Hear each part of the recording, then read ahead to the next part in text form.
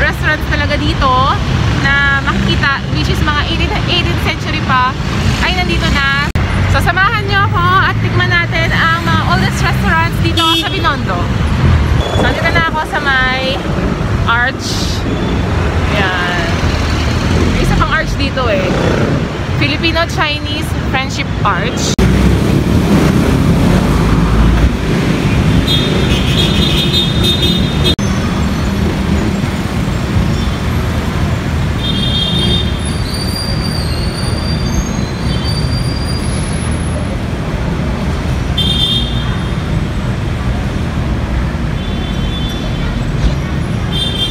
So guys, I am here in Binondo Church. Ito na yung Binondo Church guys. Then nandito ako ngayon sa may Ongpin. Ang palatandaan ko kasi dito lagi kapag dito sa Binondo Church, malapit na rito yung mga kainan. So I'm here now in Binondo Church. Ayan. Then straight ko na lang to. Dire-diretso dito. Dito yung maraming kainan. So ayun, dito ako dadaan. Ayan.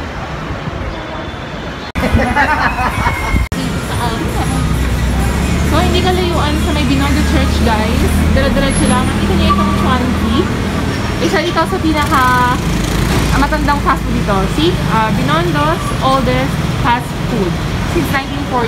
Actually, insert ko na lang yung vlog ko kasi kumain ako dito ng isang araw. Insert ko na lang yung clip, guys. So, sabi ni ate, ang bestseller daw, titikman ko is yung etong gokong soup na to.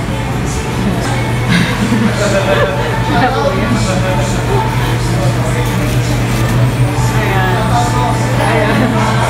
So ayan, tikman na natin tong soup at saka yung rice. First time ko dito kumain, so si ate nag-recommend kung ano yung ano sa akin. So ito munang kikiam rice.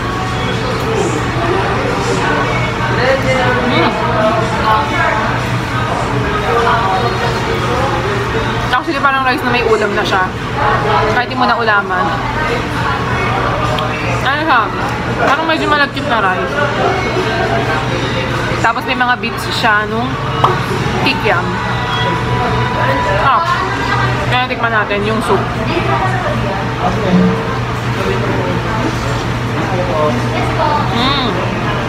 Para lang siyang parang yung broth niya pinakuluan ng napakatagal. Harap. Partner nga siya dito sa kikiam rice. Tama si ate.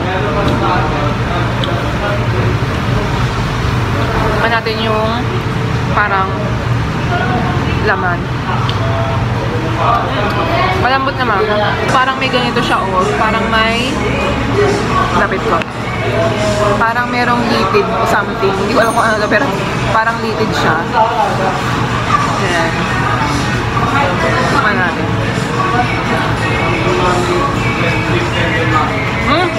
Para sa chicharon.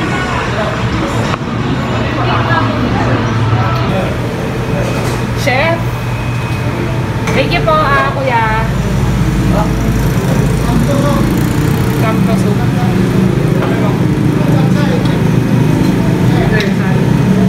Thank you. Si kuya. Ayan. Thank you po. Thank you po. So, ayan. Tapos na tayo kumain dito sa Chuanqi. Ayan. Mabait naman yung mga staffs. So, tsaka masarap din yung pagkain. Medyo may kamahalan nga lang. Para sa akin, ha.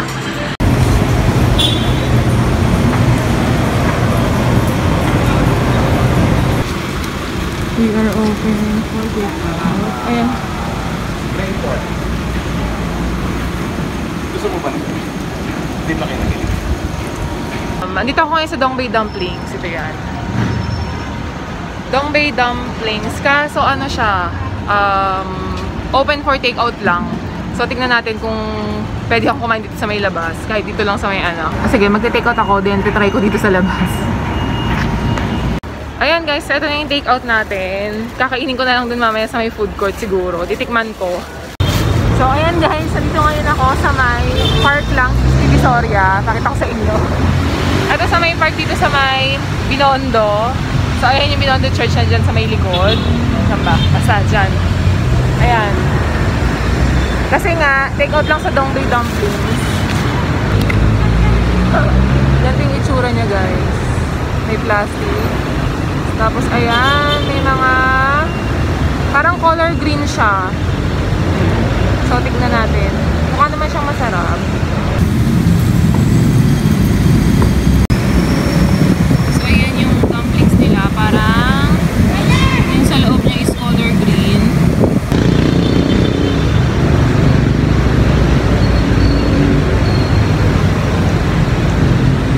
Para siyang may soup sa loob.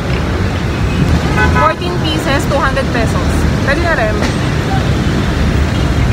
Ayan guys, nandito ko ngayon sa Carvajal. Tapos, hinahanap ko yung lumpia, New Poheng lumpia. Dito ko kasi nabili yun dati. Kasi hindi nila alam kung kailan magbubukas. Simula pa daw ng lockdown, nagsara. Hindi ko alam, mabili pa naman yun. Hindi ko alam kung saan sila lumipat. So, ito pala yung Carvajal Street. Ito.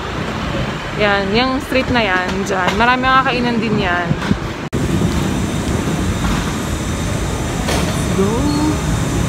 So, let's go sa next stop natin, guys. Huwag natin patagalin. Let's go! The next day. So, ayan, dahil naka-coffee din, bawal take out only din sila. Hindi pwede kumain dito. So, tayo natin mag-take out, then take out mo na lang dito.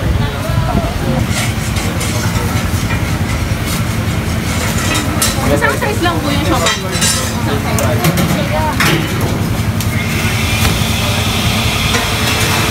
So, ito, nag-take out na lang ako kasi bawal nga kumain.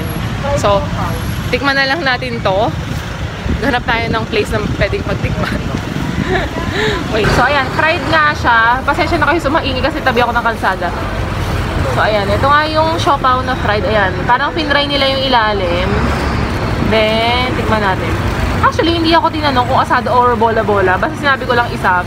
Ito lang binigay sa akin. Siguro isang flavor lang sila. So, ayan. Mainit. Ay, ganyan ang sarap.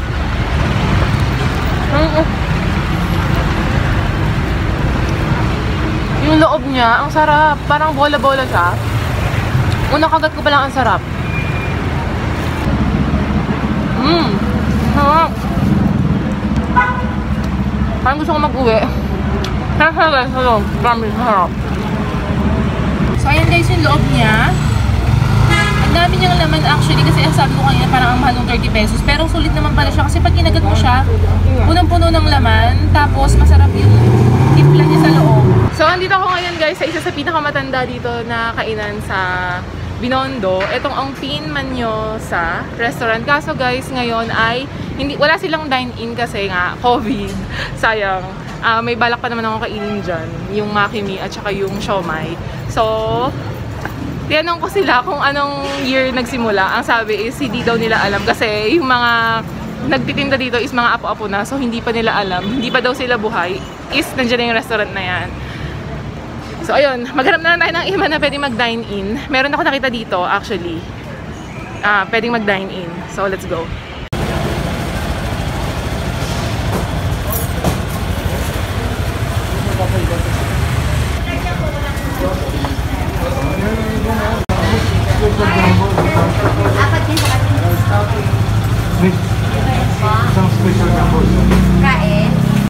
Bali, dito ngayon ako sa New Eastern Garden Restaurant. Since 1950 pa ito.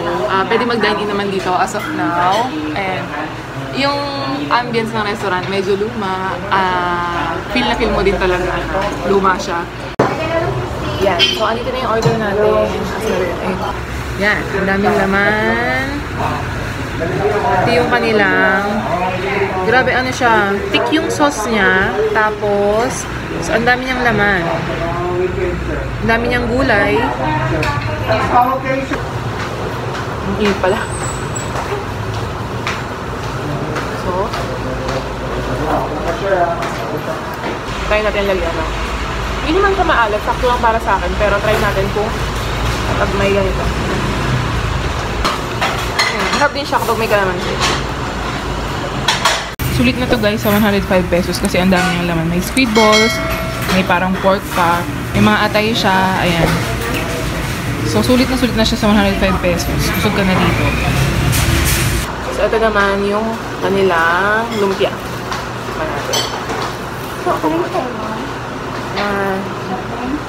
May water po ko dito.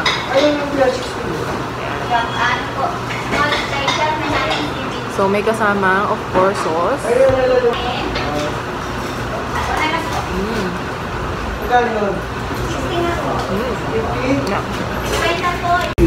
So, ito yung special lumpia nila. Marami siyang laman ng gulay. Tapos, parang may matamis ako nalalasahan. Asukal siguro yung itong side na. Tapos, nalalasahan ko yung seaweed. Meron nga siyang seaweed sa loob. Masarap siya. Yan, marami namang laman. So far, okay naman yung food nila. And masarap. Nasarapan ako sa lomi at saka dun sa lumpia. Then, kaya pa naman. Parang meron pang space sa tiyan ko. So, maghanap pa tayo ng next stop natin. Hello po. Hello po. And so from there, guys, hindi naman ako naglalakad sa Tipinpin Street. Yan. So guys, I'm here na sa New Toho Food Center. Yan guys, so since 1888 pa siya, super tanda niya na talaga, di ba guys? So hindi natin papalagpasin, let's go! May pila bago pumasok, pero ako, isa lang ako, kaya nakapasok na ako. So, parang totoo na pag nandito ka parang kang nag-time machine. Kasi super luma pa nung mga ano nila. Alam mo, parang bumalik ako sa pagkabata na alala ko nung pinakainan namin nung bata pa ako. Nung mga 1995, ganun. Pero eto guys super tanda na niya, as in 1888 pa. So, ayan. Ano naman, walang aircon, pero marami naman siyang electric fan. Presko na naman siya. Marami kumakain na yung time na to kasi lunch. Para talaga akong bumalik nung unang panahon. Meron silang second floor kaso ngayon ay sarado.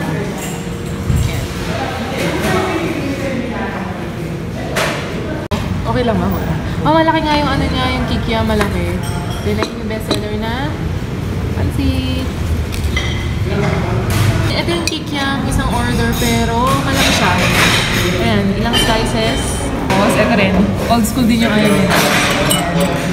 Nasa mainit na tubig. At least, diba, mas safe yung ganyan. Super dami niya laman, as in sahog. And then, masos siya. Marami siyang sauce. Yung masit kanto niya. Which is ganito rin yung gusto kong masit kanto. Ayoko ng masit kanto na dry. Yeah. So, tikman na natin itong pansit. Unang natin tikman is yung kikiam. So, ito yung kikiam.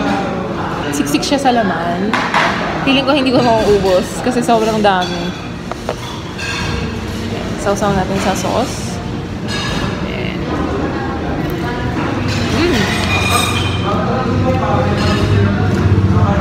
Yung lasa ng sauce niya is may pagka-Chinese talaga. Hindi ko ma-explain kung anong lasa yon, pero ito yung alam kong lasa ng lasang Chinese na pagkain.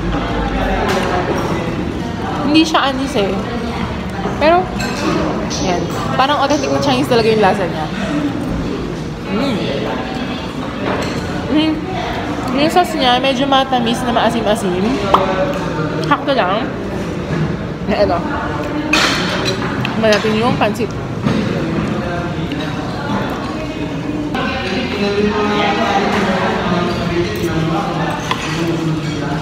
Okay, sobrang dami niyang atay. Which is favorite ko yung atay.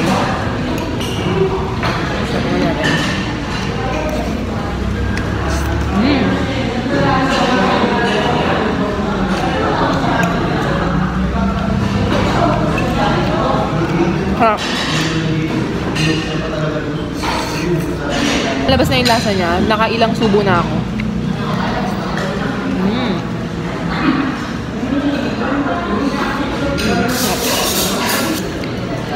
Kahit hindi siya lagyan ng kalamansi, okay siya.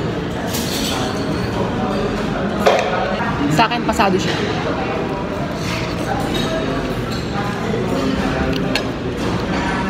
Tapos ako kumain dito sa New Toho. Ayan, solve naman ako sa kinain ko.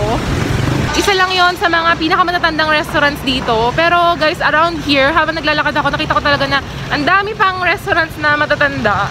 Nakakatuwa kasi guys, alam nyo, di ba? Ang mga restaurants ngayon is sobrang ikli na lang ng lifespan. Pero nakakatuwang isipin na yung mga restaurants dito is tumagal sila ng ganon. Imagine niyo 1888, there's 1 century na, buhay pa rin yung restaurant, di ba? So, kanina nga, mga siguro 3rd generation na yung mga nagtitinda. The fact na tumagal ka ng ganong katagal is sobrang nakaka-amaze ng isipin, di ba? Talagang nostalgia ang maramdaman mo. Naaalala mo yung nakaraan, yung ganun ba yun? So ayun guys, thank you so much for watching. And sana nag-enjoy kayo as much as nag-enjoy ako ngayon sa ating food trip. I know hindi pa sobrang dami nun, pero yun. So far, yung pinakamasarap na natikman ko today is yung fried siopaw. Yun masarap yung fried siopaw. Actually, lahat naman masarap. Pero, yun para sa akin, pinakamasarap today. Tsaka yung lumpia. Mahilig kasi ako sa lumpia. So, ayun. Lahat naman sila masarap. Pero yun lang ang pinakamasarap na masasabi ko ngayong natikman ko ngayong araw na to. Thank you so much guys for watching. If you like this video, please don't forget to give it a thumbs up. Like and share this video guys. And also be subscribed to my channel for more Platinum topics, cooking vlogs, travel vlogs, tutorials, and anything under the sun. So, ayan. Marami ng dito yung mga tinda-tinda na mga ganyan. Alam mo, nasa Chinatown ka na kapag ayan yung mga tinda. Diba? Guys. Ayan. Ayan.